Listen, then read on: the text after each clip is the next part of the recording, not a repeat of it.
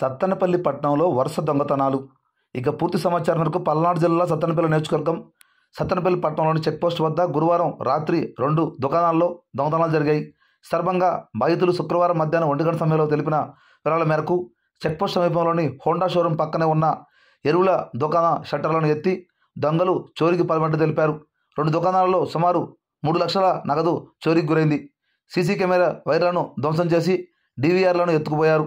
ఈ విషయమై బాధితులు పోలీస్ స్టేషన్లో ఫిర్యాదు చేయడం జరిగింది.